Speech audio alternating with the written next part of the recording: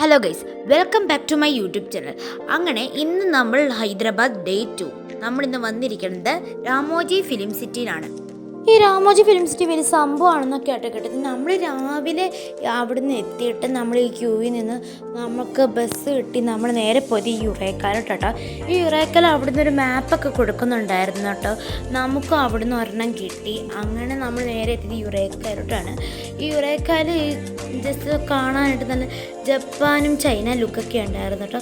നമ്മൾ വേറെ ലോകത്തെത്തിയ പോലെ കേട്ടോ അവിടെ കാണാനായിട്ട് നല്ല രസമൊക്കെ ഉണ്ടായിരുന്നു. പിന്നെ വീണ്ടും ക്യൂ നിന്ന് അവിടുന്ന് വീണ്ടും ബസ് കെട്ടി നമ്മൾ നേരെ പോയത് ഈ ഒരു സീരിയൽ രാമായണം ത്തിനകത്ത് ഹിന്ദി സീരിയലൊക്കെ അഭിനയിക്കുന്ന ഒരു സെറ്റിനോട്ടാട്ടോ നമ്മൾ പോയത്. രാജകൊട്ടാരം പോലെ ഉണ്ടായിരുന്നു കേട്ടോ അവിടെ കാണാനായിട്ട്. നല്ല രസമുണ്ടായിരുന്നു. എനിക്ക് നല്ലവണ്ണം ഇഷ്ടപ്പെട്ടു. നല്ല രസമായിരുന്നു കേട്ടോ എല്ലാം കാണാനായിട്ട്.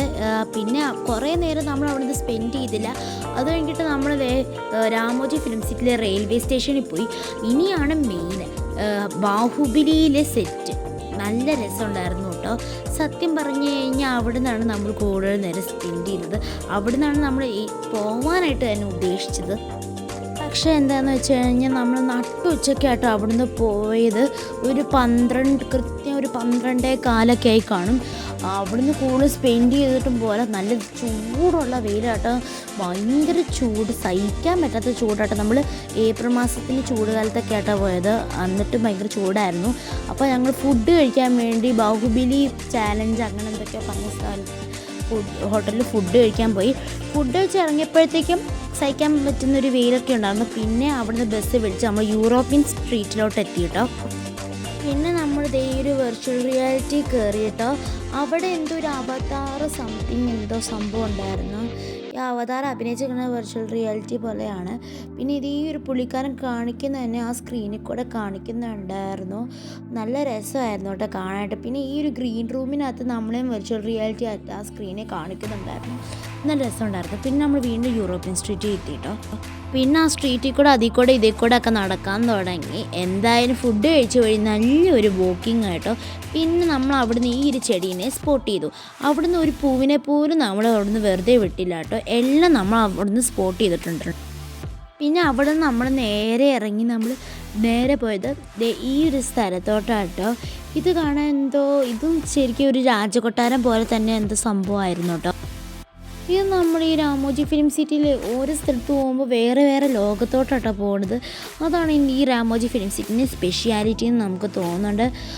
എന്തൊക്കെ പറഞ്ഞാലും അവിടുന്ന് കുറേ സ്റ്റാച്യൂസ്, കുറേ ഡാൻസ് ഫോട്ടോഷൂട്ട് സ്റ്റാച്യൂസ് കാണുന്നുണ്ട്. അവിടുന്ന് മായാലോക്ക് എന്ന് പറയുന്ന സംഭവം ഉണ്ടായിരുന്നു. നമ്മൾ അവിടുന്ന് കയറി തിരിച്ചു പോകുന്ന നമ്മളുടെ ഈ ഒരു ജാപ്പനീസ് ഒരു വേൾഡിലോട്ടാട്ടോ നമ്മളിത്. ജാപ്പനീസ് പാർക്ക് എന്നാണ് ഇതിൻ്റെ പേര്. യഥാർത്ഥ പേരെന്ന് പറഞ്ഞാൽ ജപ്പാൻ പോലെ തന്നെ ഉണ്ടായിരുന്നു. നല്ല രസമായിരുന്നു. പിന്നെ അവിടുന്ന് നമ്മൾ ബട്ടർഫ്ലൈ പാർക്കിലെത്തി. അവിടുന്ന് കുറേ ബട്ടർഫ്ലൈസ് അങ്ങോട്ടും ഇങ്ങോട്ടും പാറി കളിച്ച് നടക്കാൻ നല്ല രസം ഉണ്ടായിരുന്നു കേട്ടോ. പിന്നെ അവിടുന്ന് നമ്മൾ ഈ ഒരു ബേർഡ്സ് പാർക്കിലും എത്തിയിട്ടോ.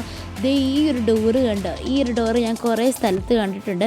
ഇതിൽ ഞാൻ ആദ്യമായിട്ടാട്ടോ കയറുന്നത്. നല്ല രസമുണ്ടായിരുന്നു. എന്തായാലും നല്ലൊരു ആംബിയൻസ് ആയിരുന്നു അവിടുന്ന് ഞാൻ കണ്ടതിൽ വെച്ച്. ഏറ്റവും നല്ല ആംബിയൻസ് ആയിരുന്നു ഈ രാമോജി ഫിലിം സിറ്റി. കുഴപ്പമില്ലാത്തതായിരുന്നു. പിന്നെയാണ് സംഭവം കുറേ ബേർഡ്സ് അതിൽ കൂടെ ഒക്കെ നടക്കുന്നു. നല്ല രസമുണ്ടായിരുന്നു കേട്ടോ. കണ്ടോ, നമ്മൾ കുറേ ഫ്ലെമിംഗോയിനൊക്കെ അവിടെ വെച്ച് കണ്ടു കേട്ടോ. ആദ്യമായിട്ടാണ് ആ ഫ്ലെമിംഗോനൊക്കെ. പിന്നെ ഈ ഒരു ബേർഡ് ഒറ്റയ്ക്കായിട്ട് അവിടെ കിടക്കുക കേട്ടോ. റെസ്റ്റീനാണെന്ന് തോന്നുന്നു.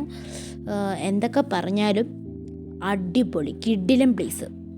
എന്തായാലും ഫുഡ് കഴിച്ചപ്പോൾ നല്ലൊരു വാക്കിങ് കിട്ടിയിട്ട് ഈ ഒരു വെള്ളച്ചാട്ടത്തിനടുത്താണ് നമ്മളെ അവസാനം കൊണ്ട് എത്തിച്ചത്. അത് കഴിഞ്ഞിട്ട് ഈ ഒരു ബുദ്ധൻ്റെ സ്ഥലത്തോട്ട് നമ്മൾ വന്നു. ഞാൻ അവിടെ ഫോട്ടോയ്ക്ക് പോസ് നിന്ന കേട്ടോ. ഈ സർപ്പത്തിൻ്റെ 2 തല അങ്ങോട്ടും ഇങ്ങോട്ടും ആട്ടുന്നുണ്ടായിരുന്നു. നല്ല ഗൗരവത്തിലാണ് ആള്. എന്താ കാര്യം എന്നൊന്നും അറിയത്തില്ല.